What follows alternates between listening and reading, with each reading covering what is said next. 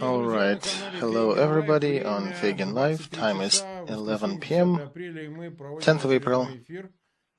We're doing another cast, day 46, with Alexey Arestovych. Glad to see you. Likewise, we have about 70,000 people watching us live. Every time I keep reminding you to post links to that cast in your social media and share it among friends, and subscribe to Feigin Live and to, of course, channel of Alexey Arestovych. If you're listening to that in English, subscribe to Private TV station.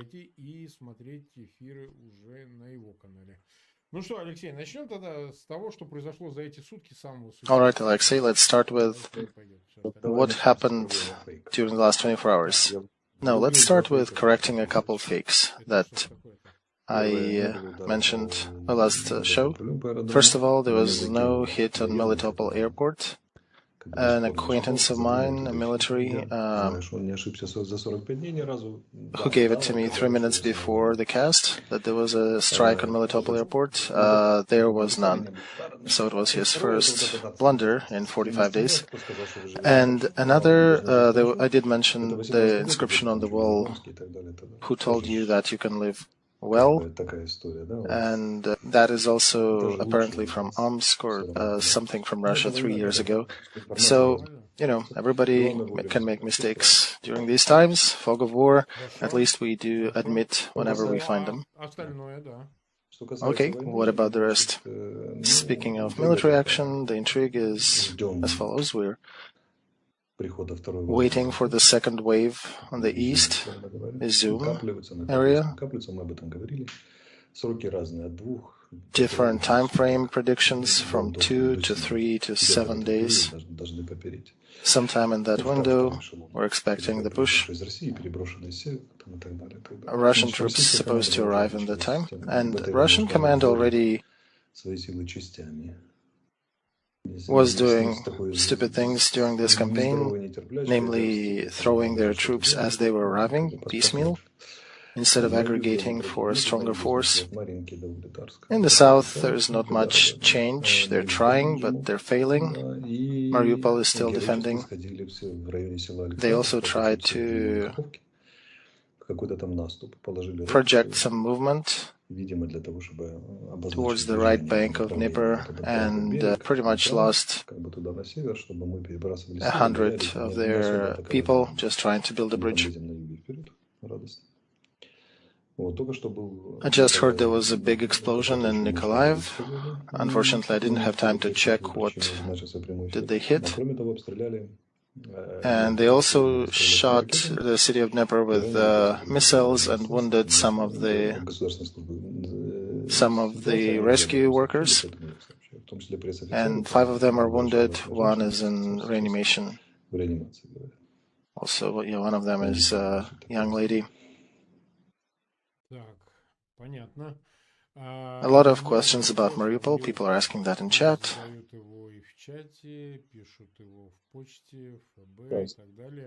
Today there was a flash mob online about Mariupol. I was tagged an endless number of times on Facebook and other social, but my personal consideration regarding Mariupol still stands. There is no military way to deblocate that city. The same reason still stands. Whatever we consent to perform that mission, they will never be able to reach the city because the air in that area is controlled by the Russian army. And it's a very short shoulder from Crimea for Russian flights to attack anything that moves toward it. What can be done is being done. We are trying to disrupt it in different ways.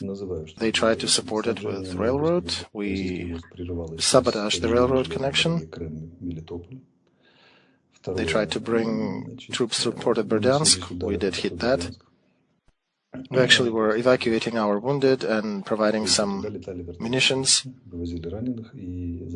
through a very small route, basically a single possible route, until they managed to shoot down one of our choppers, and basically they now know that route, so we could not use it. And right now we're using other maneuvers in Zaporozhye to attract more Russian forces, to not allow them to use everything in Mariupol. By the way, those who are tagging me for that Mariupol campaign might as well tag our Ministry of Defense, because I'm not a commander, and the guys actually do command their troops. And secondary, I know for sure there are people who paid for that public campaign, and they're trying to make their image on that blood. And even if you send troops now, they'll just die on march to Mariupol. So a big request to those who are tagging Arestovych. Yes, please tag the Ministry of Defense. Let them answer. I'm not commanding the troops, but you'll hear a very similar answer from those people. Well, you understand how that happens. You're an easy target, and it's easier. Yes, I was the first brave enough to mention that there is no military solution to deblocate that city. So, of course, all the stones are flying my way. Just like somebody mentioned, yeah, of course, Arestovych climbed the pulpit and got all the likes. I'm also collecting all the negative. And there's a lot of it, and I'm collecting that now, and I know there'll be another wave later when those people whose relatives died in Mariupol will likely mention me somehow because they're not rescued. But I do have to mention that one of my really close friends and my godson are fighting there. And please don't think that it's just you and your relatives who are suffering in that war. We're all taking part in it. And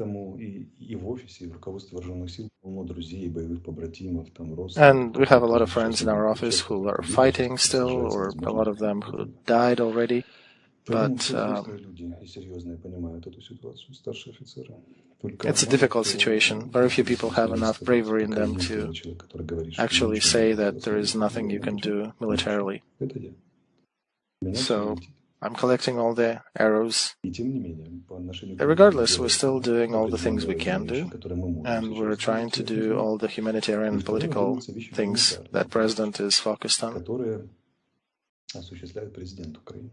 And about day 10 or day 12, after Mariupol was completely surrounded, he made Mariupol a theme number one. And he has been working it ever since. He had an appeal to all the leaders of the world, of all the countries, not just NATO, all the countries, and an appeal was to address Russian side to let the peaceful citizens leave the city, and also a lot of humanitarian organizations, basically everyone we could reach out to. And these efforts ultimately led, regardless that Russians initially had a very strict position of nobody in, nobody out. But right now we finally achieved the goal of sending our buses there. And their goal was to pick all the citizens who have no vehicle or no means to leave the city. And we already evacuated about 150,000 people, about a third of the original population of that city. That's what our power is doing. That's what our political power of Ukraine is helping with. So everything humanly possible is being done. Regarding Mariupol, today the second in command of the group in Mariupol recorded a message that politicians were not calling them for 2 weeks. I ask a different question. Is it a politician's task to call them right now? What can they do? Our society, in my view, doesn't want to grow up. They want somebody to take the blame. And I also heard another thing, like I listened to Arestovych, he was very peaceful, and I did not pick my mom from Irpin, and she died there. So I was saving this story. I did not want to talk about it for a while, but I think now it's time. I have a friend who is an actress. She has her mother in Bucha. And initially I said, no, yeah, it's okay, don't leave. Then when I saw the situation changed and the troops were advancing from the north, I told her, pack things and go. And the person refused to make a decision. She was sitting on her bags and basically weighing her options. And, that happens. When the war comes to the city, many people do stay there. And it's really hard for them to change their habits, even in front of the deadly danger. So, to get her out, I sent 3 of my friends, military specialists. 2 of them were wounded. 1 got badly wounded. One time, a mayor of Bucha reached her. Several times she refused to evacuate. You realize, right? Who makes the real decision about the evacuation? I do have friends in special forces whom I send out when I can, and I ask them to help and rescue some people. I sent them not only for her, but for many people whom I don't know. Just people tag me in media and please help. I got mother, father, or sister or somebody there. And I was sending these people to a very deadly situation, asking them to try to help. Like an example, they evacuated one grandma who could not walk, so they found somewhere a wheelbarrow and they somehow maneuvered her through a path that had landmines on it. So they were cleaning it as they went. And that actress was offered evacuation 11 times and she refused. And now she's reaping the consequences. So some people are still trying to blame others. Like who's bad one? The parents are bad, right? And there are also people who are using that situation when everything bad is being added to the tally of the president and everything good is being added to the military command. So today, Zaluzhny and some of his aides visited the president's office in Kiev, and he demonstrated that they have no qualms. They're on the same page. But, Mark, I know there are people who invested tens of thousands of dollars into their campaign to try to put a crack or make them quarrel the head of military and the head of state. And our head of military, I need to say, they're brilliant. They're genius or semi-genius, but really bright. But yeah, we do have politicians who travel around and come see the military, and they're saying that they'll give money to support them and their families, and then they're targeting certain politicians because their election campaign already started. With military, it's a little different. They're very open-hearted. They take the help and they think that whatever is being told them has a high degree of reality, especially if people are helping them. Not always so. Sometimes it does have ulterior motives. So right now there is that fight in the political sphere, and it's a pretty rough and bloody fight going on. And the horror, Bucha is not the horror. The horror is how some political opponents are trying to score on that blood. Well, that seems to be a historical sport in Ukraine. Second decade of 1920, nearly, and actually lost all their independent governorship. But, like one Russian politician said, why are you fighting? Why are you declaring war on Ukraine? Just make one step to the side and let them fight between each other, and they will put themselves to the knees, so you can just come victoriously after. Yeah, we know that Russian politician. We would not mention him here. So, what do we need to address regarding Mariupol? Well, there is only one thing. Mariupol needs to stay an outpost as long as they can, because every minute they are not surrendering lets us continue searching for different levers to produce an outcome. And when people say nothing is being done, they're really, really wrong, because there is a ton of different things being done in parallel. And I cannot address many of them on air, because the moment you start talking about it, many of them will cease to exist. There are a lot of delicate moves. But every time my godson is calling, I basically am telling him, the longer you guys can hold on, the more chances there are to actually save you and get you out alive. And every time I thank them for pulling more troops onto themselves, the troops that otherwise would have gone to Marinka and Ugledar and made the situation there much worse, and probably even move the southern front. So the only thing they can do is continue holding, continue defeating more enemies. Azov is fighting brilliantly. They're superb professionals, and they're demonstrating amazing heroic feat that we have not seen since almost a century. We can speak about what they are politically, how they behave in their personal lives, but from the military standpoint, they are amazing. They also have different troops with them. They got Marines and bodyguards. There was one radio specialist from the border guards, and he was about to be captured, wounded by enemy, and he got his radio online, said "Glory to Ukraine," and blew up himself when they approached.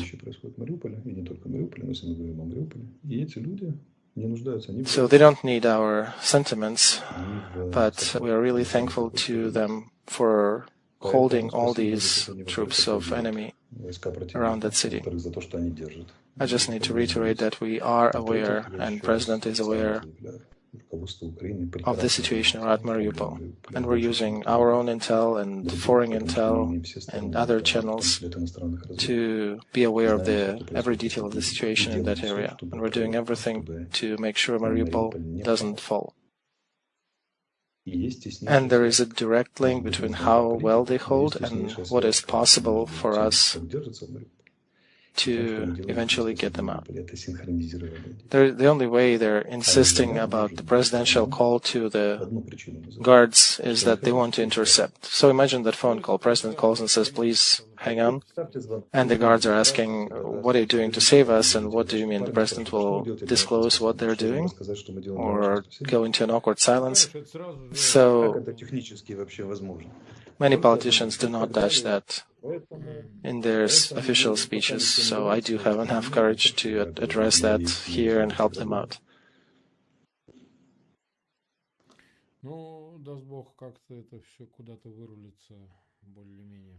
I just need to again say that Mariupol is being worked by experts and people on all kinds of levels.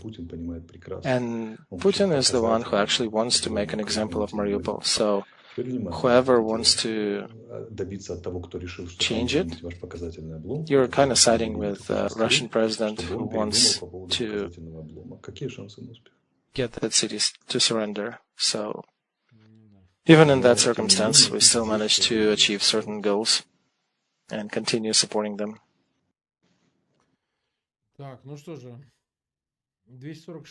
256,000 watching us live. Any situation is changing near Kherson, or is it somewhat similar? All right, let's say that again, the art of the title sometimes causes weird reactions, so I understand I need to be repeating the same things over and over to imprint them in our target audience. I did not say that Russia is going to give Kherson up. They'll likely be holding on to it as long as they can, because the moment it falls, the moment they leave it, they start losing the road from Crimea, and Zaporozhye gets more operational freedom. But our troops are pushing, and Russian command is trying to counterattack, and they're trying to repeat the unique operation that our military, our head of military, Zaluzhny, I don't know if it was him or the general who was commanding the defense of Kiev, but what they did is the night before the attack on Kiev by Russian troops, they actually seized the advantage and attacked Russian troops first. So instead of attacking the city, they started servicing the current situation, because they did hit some very sensitive parts. And we were pretty successful in doing that in Kiev. But Russians, they tried the same operation, a similar operation down south, and they failed. They lost about 100 people. And we had a good artillery strike to stop them. The war is a difficult job. It's not an easy one.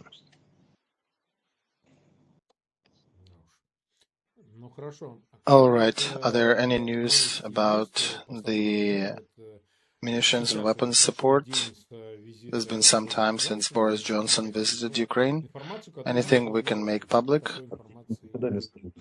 Mark, I cannot disclose anything about munitions support, about the weapons support, when it's not officially disclosed yet.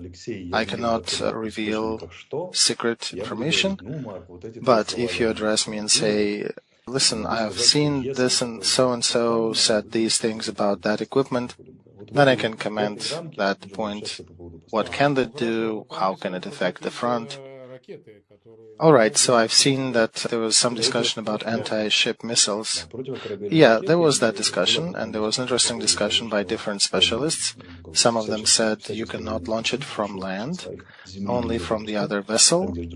And yes, you can launch it from land, and when you have this weapon, when we have this weapon at our southern ocean shores, that will change the whole situation on the Black Sea, and you can avenge a few of those missile strikes that Russians were predominantly shooting missiles from their ships.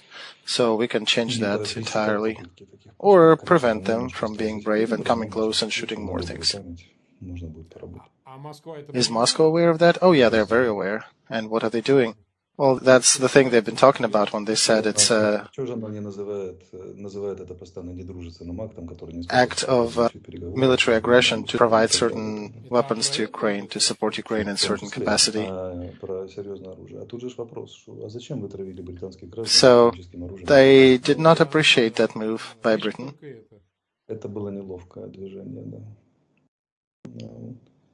So we can send hello to General Besedin in Russia.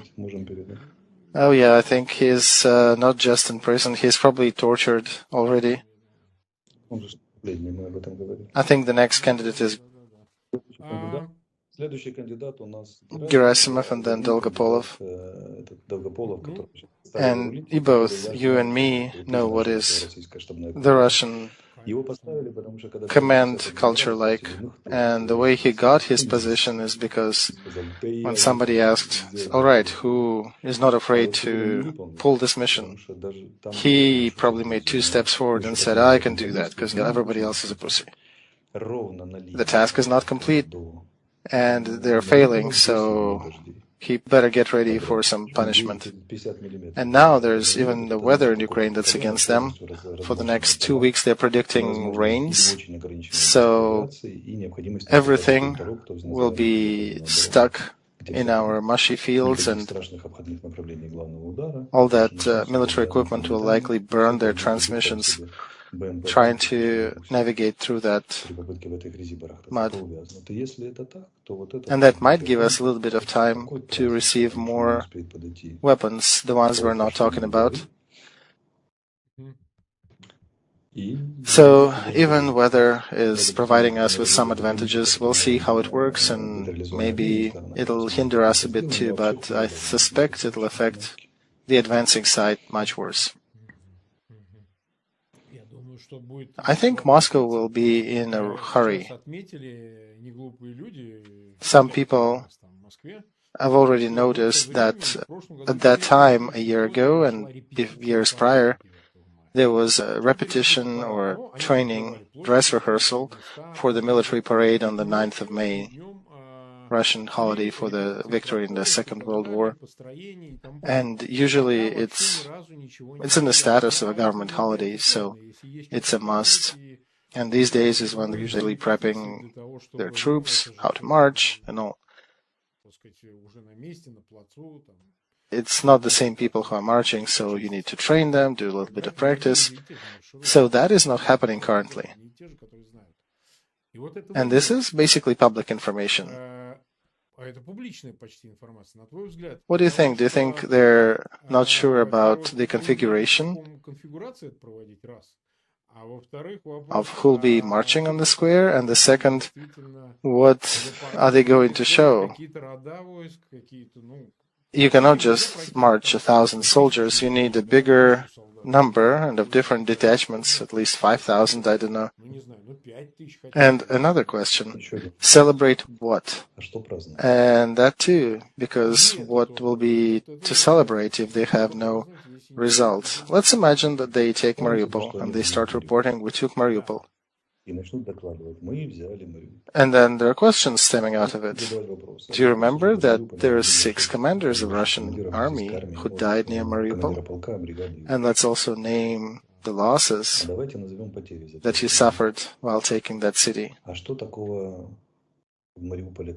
I'm talking from the side of Russian opposition. And what's in Mariupol? What's so precious that you wasted so many troops there, and that's your single result? And what is the answer?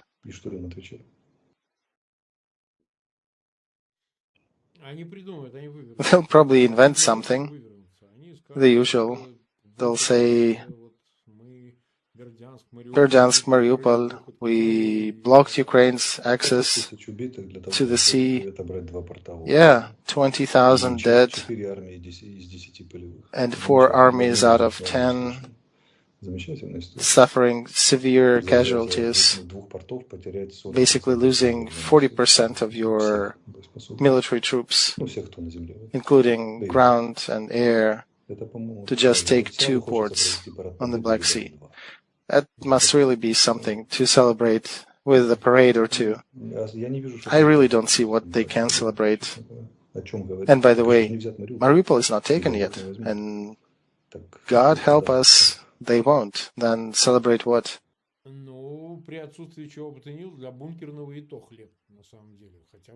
It's kind of hard to understand what to celebrate, but that bunker rat may celebrate whatever with his bread. I hope he swallows it wrongly and suffocates and dies. In your opinion, if we imagine that they reach the administrative borders of Lugansk and Donetsk regions, they wasted thousands more, all the Ussuri Fifth Army, all the Buryats and everybody whom they brought there. Yeah, please continue. Let's create that hypothetical scenario. And everybody died, and they got the borders, and they reported, hey, we got the borders. And what happens after?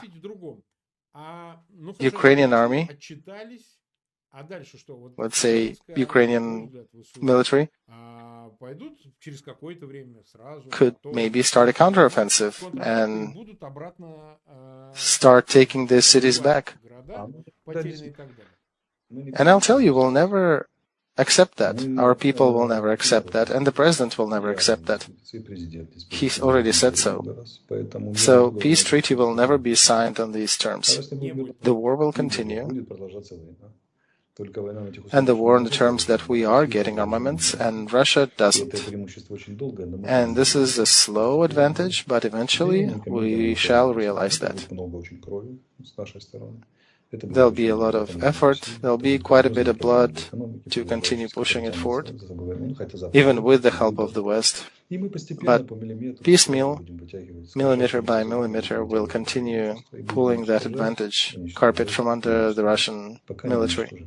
And we'll be destroying them till we destroy every last one of them who got to our land. And all those who are pushing us to all these political squabbles that on day 46 of this war, some of our politicians already at each other's throats. People who were for each other for a month, for 30 days, by day 46, some of them are attacking each other, and that's also funded by Kremlin money. And I just have to warn Putin's regime that it'll be worse. We will not stop. I do not believe, though, in us cleaning out DNR and LNR and the heroic cleansing of Crimea from Russian troops. As some people say who are paying their money to squabble our politicians to each other. And they're saying we should go and try to recapture Crimea. I want to tell you that's technically impossible. But what we can agree to is to push the borders back to the state before the war. And nobody will agree for the lesser option. Because that is our victory, that is our condition. Because these guys were drawing their map considering that we'll flee and they'll take Kiev and Mariupol in about 12 hours. And it'll be a grandiose win for Russia, but in reality, it'll be the other way around. It'll be a grandiose win for Ukraine and a complete and utter disaster for Russia. Why they're sending Peskov out to babble about the casualties and the agreements? Because they're running out of options. They know it already and they're sending him out.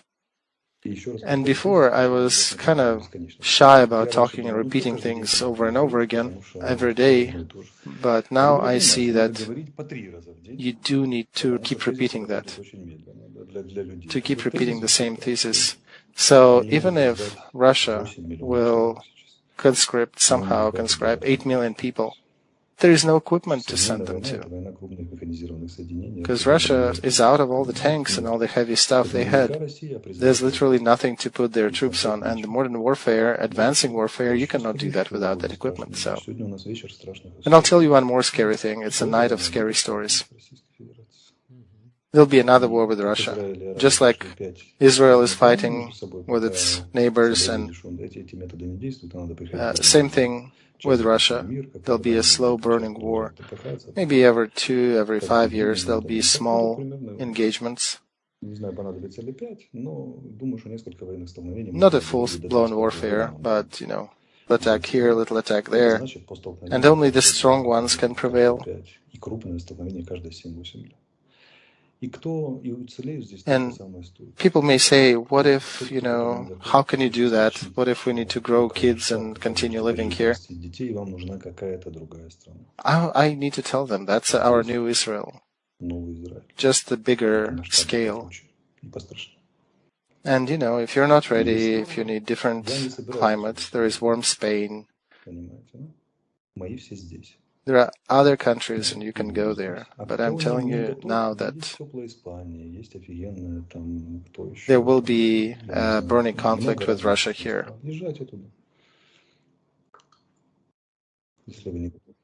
Ukraine is turning into a huge Zaporozhskaya Sich, where the only question was, do you want to share our way of life? Do you want to live like we do? If you do, they never asked that back then about language or nationality or anything. They only asked about the way of life. So Ukraine is turning into that. And that's the archetype. strength of character and courage. That's what the defenders of Mariupol are showing. That is Ukraine, my friends. That is the country and its destiny. There's a titanic work ahead of us to rebuild the society through rebuilding the system of defense. And probably will be Switzerland or Israel type, with weapons being stored at home, either at home or a nearby location that's readily available. So you don't basically demilitarize anything. No, we actually make sure everybody has weapons and people know how to use them.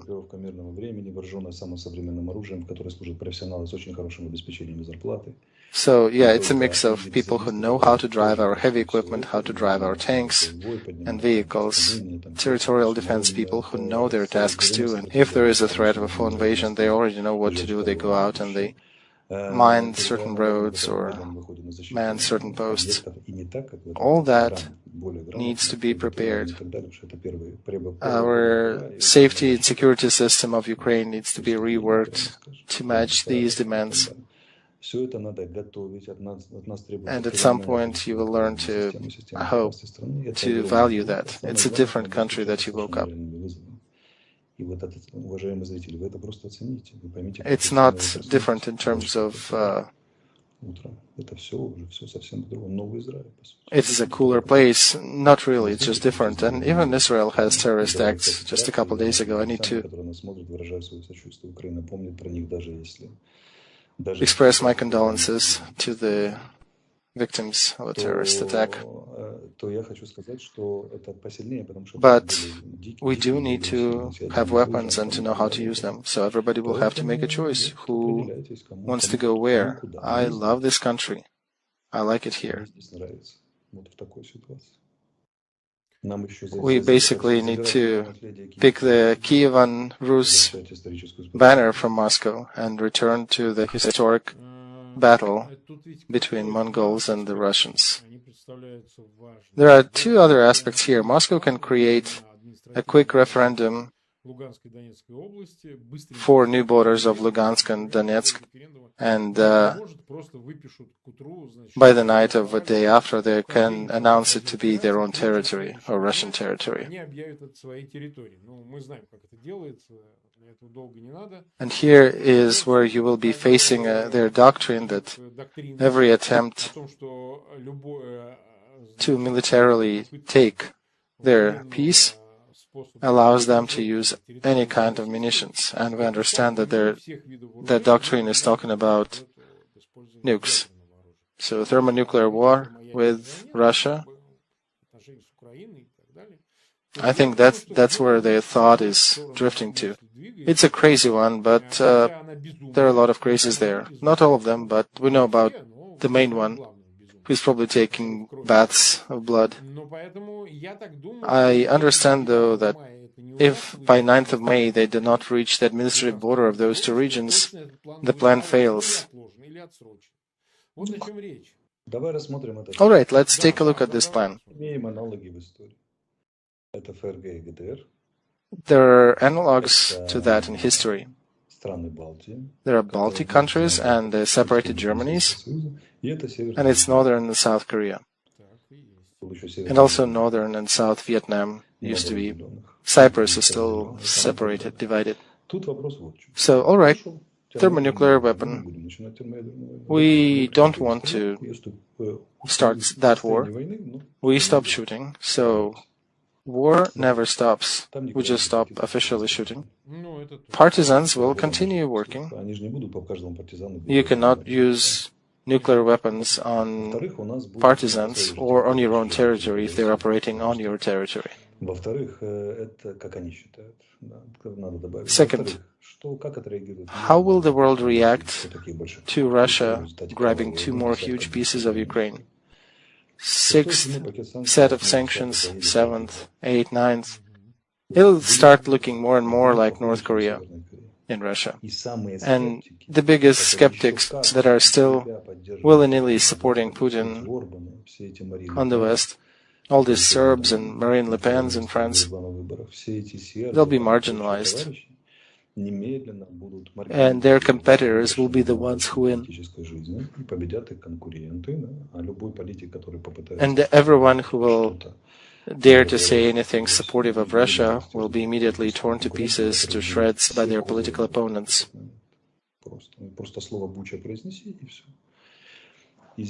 So here that means that a lot of markets in the West will change, and people who were saying that we should not be agreeing with Russia will likely prevail. And then later it means that there'll be another big economic crisis in Russia who will need to feed the annexed territories as well.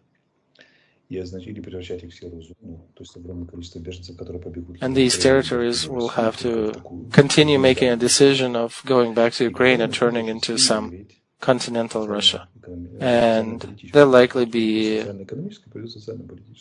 eventually a lot of rebelling happening there. And eventually in Russia, the same things will start happening too. And they start happening in different cities. And they'll be pacified by the same people who are fighting in Bucha. And there'll be a lot of people in Russia who will be upset with this. And then there are other peoples in Russia who might want to start asking questions. People in Siberia, people in southern Volga, different ethnicities who comprise Russian Federation may start bringing questions regarding what's the reason, what's the point of us for being together when it just makes it harder.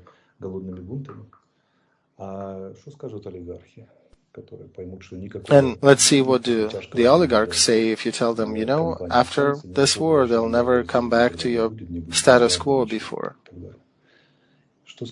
There'll be a lot of things that they'll need to reconsider.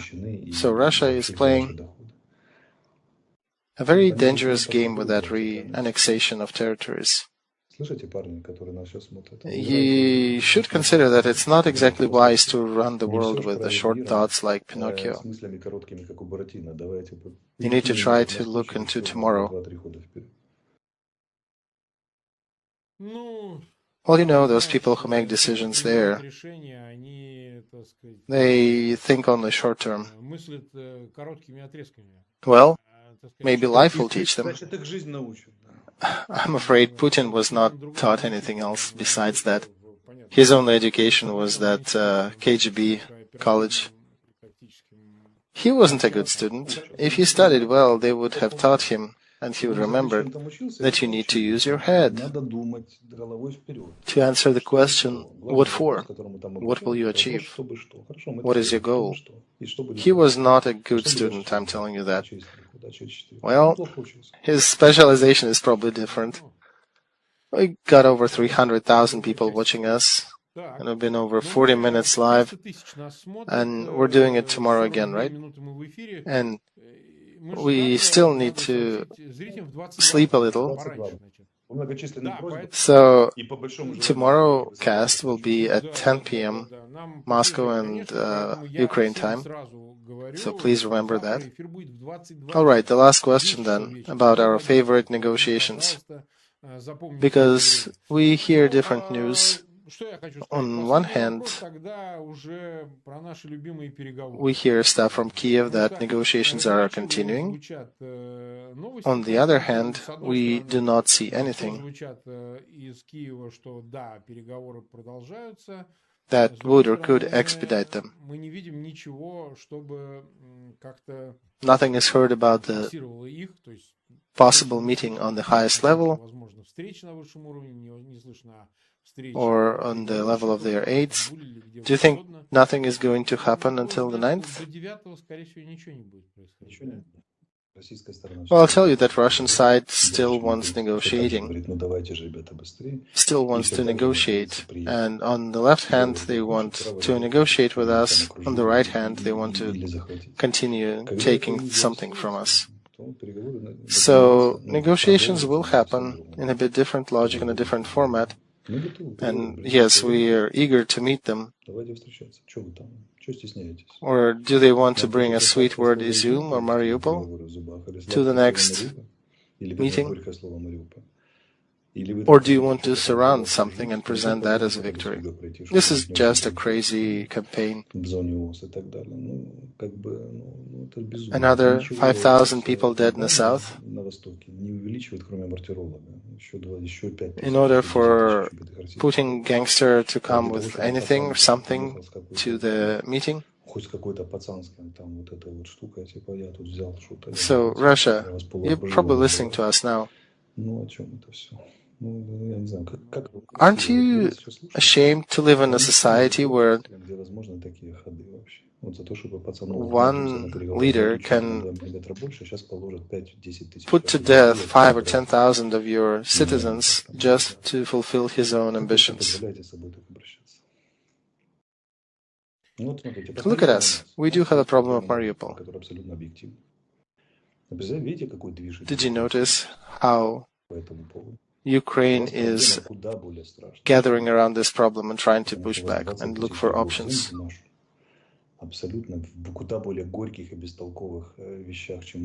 So if to look from the civic point of view, any of you in Russia objected?